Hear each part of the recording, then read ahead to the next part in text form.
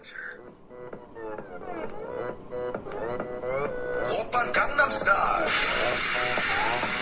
Okay, so Gangnam Style. It's like I was telling you, here we are in the middle of the Pacific Winter. What's going on anyhow with all this stuff? So we play Gangnam Style on purpose.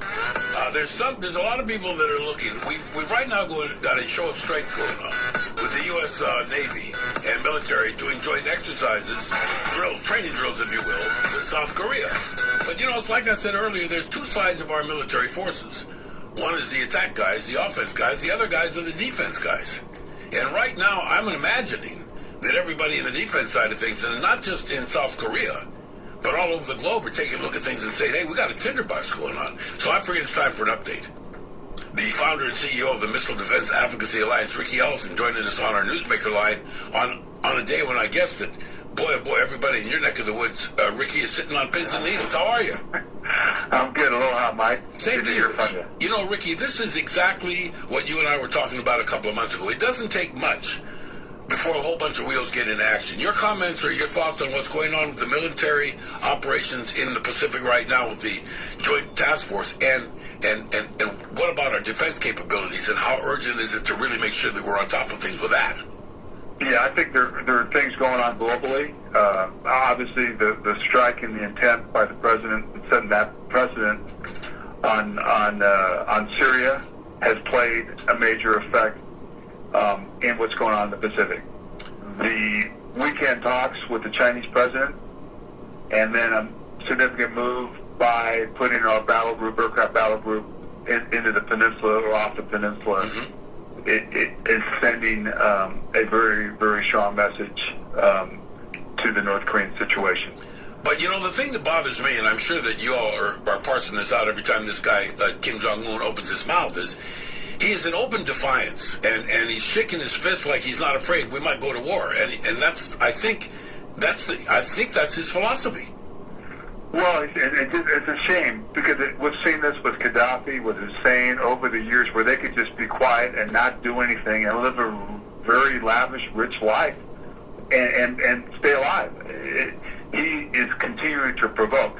But I don't think this is about North Korea right now. I think the president and the Chinese president struck some sort of deal over the weekend that we don't know about it, but I think there will be some movements and agreed movements from that situation to try and curb and stop the nuclear capability of North Korea. So I think that's why I think things are moving in that direction. Yeah, that's what I was going to ask you about, because it is sort of interesting. We've actually got two communist superpowers on the planet to deal with, China and Russia.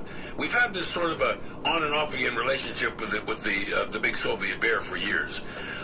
Could it be that we're trying to, at least through the Trump administration at this point, lay groundwork to be cozying up to both these guys, because they're both threats? Yeah, but I think China is the real near peer to us. I don't think Russia is at that level. They don't have the economy. They're not going to have the wealth. It really is China.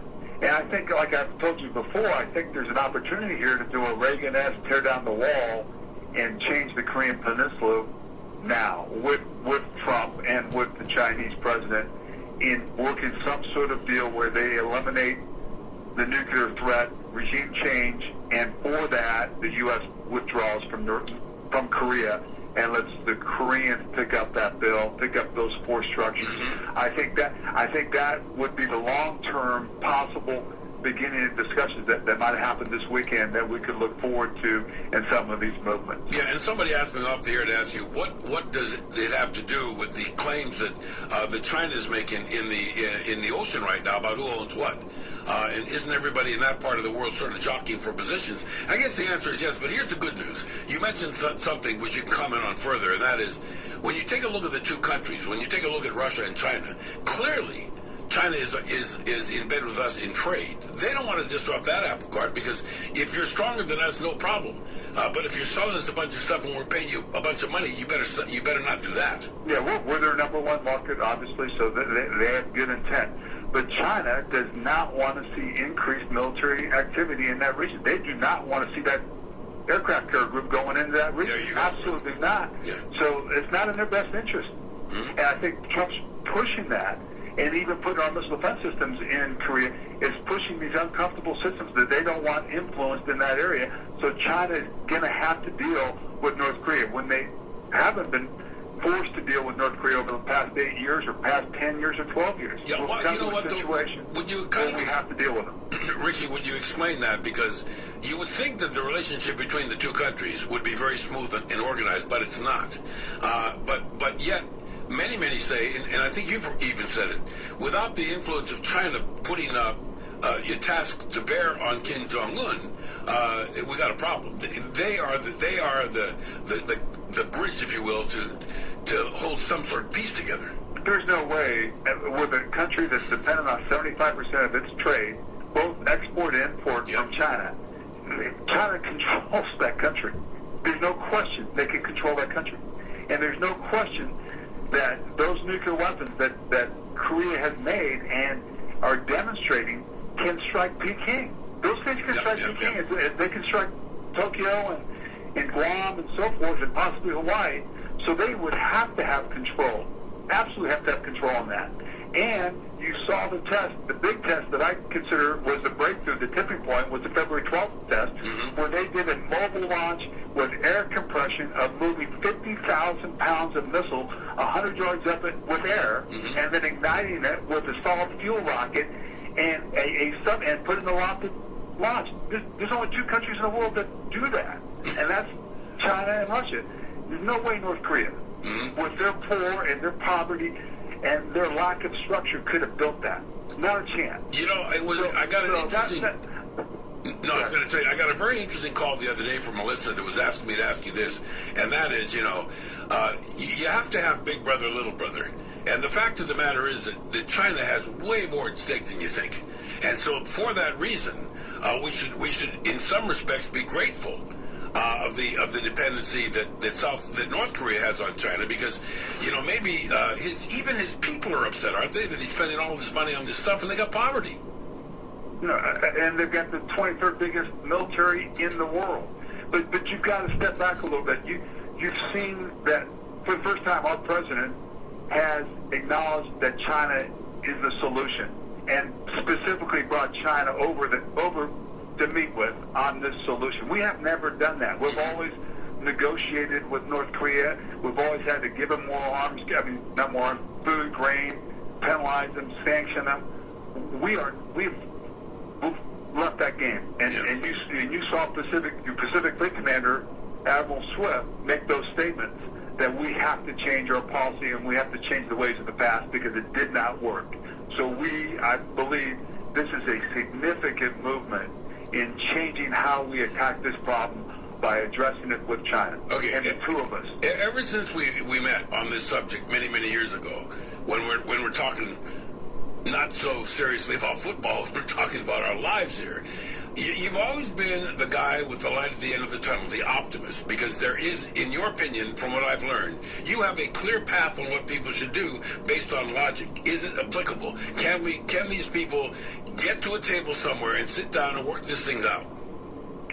I believe that there is a once-in-a-lifetime opportunity to look at resolving the Korea Peninsula problem that's been in existence at the end of the Korea War. Well, since 1955, if we do this right. Yeah. But I'm going to tell you, you're going to assume a lot of risk here. And that's why we have to do everything we can to protect Hawaii and our homeland with defensive capability now, because we don't have that calculated, clear understanding of what the reaction is going to be from the North Korean guy when decisions are made above his head. Well, I know that you know how fearful we are here in Hawaii of this. I mean, we're idyllically so far away from what's going on in Syria and that part of the world, it's hard for us to relate. But when you start showing this video of a guy shaking his fist and putting missiles up in the air or rockets up in the air that's not too far away from us, you got our attention.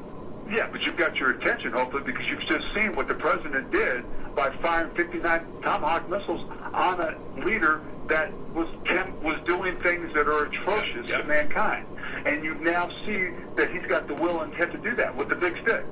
So that obviously is being seen as the same reality over in North Korea. And what is his reaction? So that's the problem we have, is we're going to possibly do this, there's going to be a reaction. And if that reaction is a ballistic missile with a nuclear weapon, we better damn well have 100% capability to protect our population no matter what. Yeah, there you go. That's what I'm saying. Yeah. So if we're going to go that way, we got to reduce the risk of making it 102%. There's no way that Hawaii will ever get hit. Mm-hmm. So that's why we have to do everything we can. And that's why I'm telling you that you're relying on those GPIs 1,000 miles away from you, but you need more than that. You need more than that. And that's why I'm pushing as hard as we can to try and get that emergency activation of that site over there in Kauai as soon as possible. Yeah, you know what, Ricky? That's the point. You know, I mean, you take Donald Trump, no matter what anybody thinks of one way or the other. He's a deal maker, the art of the deal and all of that stuff. But he's our president. You got no choice. He's the guy making the shots. Yeah. You can complain about it, but it is what it is. And we're going to situations where we're gonna have risk. So we're gonna have to deal with exactly. That's the point that I was trying to make. I mean, you know, here is going to put all that he promised us to the test, and it looks to me as though with what happened in Syria, that he is not afraid to do what he thinks needs to be done to maintain that stability that we are looking for. No. And I'm just saying, maybe North Korea doesn't have that capability to strike Hawaii. But regardless of that, you've got to send that strategic message, just like you did to Syria, to North Korea, that Hawaii's untouchable. Hawaii's untouchable. Go pick on Japan, go pick on Guam, but you're not going to pick on Hawaii. Well, you know, that's part of the solution, is being able to position and posture that reaction if you can. Well, what we really need to do here is let our. It just so happens that Congresswoman Colleen Anabusa is going to be my guest in the studio here in just a little bit. That's the same thing that everybody is saying in Washington, D.C. right now. Hey, look, isn't it time that everybody sort of sets aside personalities and their differences for a little bit to take a look at the pressing needs of defending our country and our economy? No, yeah, you've got it. And I think there are bigger issues that we're looking at in growing out the U.S. economy that's over top of everything here that's affecting that decision being made in that conference over the weekend with the two presidents. I mean, they were talking about Korea, but they were talking bigger picture of how Korea fits into that, and how it's exciting to some extent to think that we may have a possible deal with China and us to change that regime. I mean, that's the most optimistic thing we can think of on that. Okay, Mike, so but I want to tell you that those ships that struck Syria they were the Aegis B&D ships. Yeah, so that's pretty cool. That platform can do both offense and defense. I was going to say that. You know, let's go down in the hull and get the ones that are weapons out of there. Bring them up just in case. The other ones leave them down there because we might need them later too.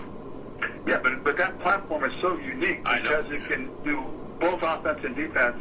And you've got them in Hawaii. They're sitting in Hawaii. Yeah. You've got them out. We got them out in and around Korea today, and they are certainly escorting that carrier group going over to the peninsula today. It sure does justify a lot of the angst and a lot of the I told you so and stuff. You've never been an I told you so sort of a guy, but you know what I think has happened, Ricky, is not only your work, but others in the defensive part of our military are realizing, hey, these people in all of these little demonstrations are just underline, underscore, and prove the fact in bold that we really need to spend the same kind of money on defense as the president said we're spending on offense. You have to, because if you're going to put the offense out there, you better have the defense to protect yourself on your reaction. I'm just giving you that straight up. Yeah. You put that offense with no defense, you're in trouble. But what's even really cool is that Hawaii and PLM created those defensive interceptors that are on those ships today, that are out there with the carrier fleet today, that are in Romania today, that are in 35 of our ships today.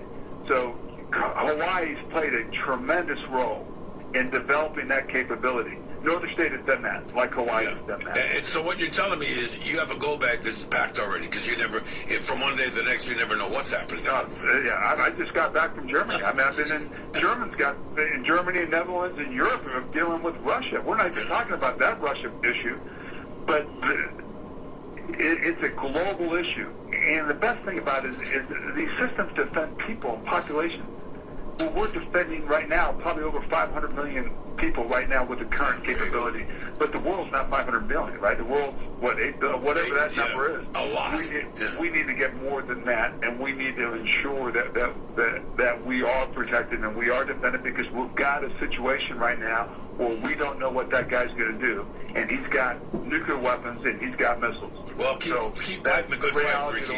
You know, I mean, you know, seriously, this is a great time, and I want people to go to MDAA. Just Google missile defense and find out what's happening. We got a thing coming up in just a minute, and that is the Chinese pressure on North Korea. We got some stuff coming out of the network on that, so we're on top of it. Hey, Riki, have a great day. Okay. Thanks for joining us. Thanks, Mike. Yeah, aloha, my friend.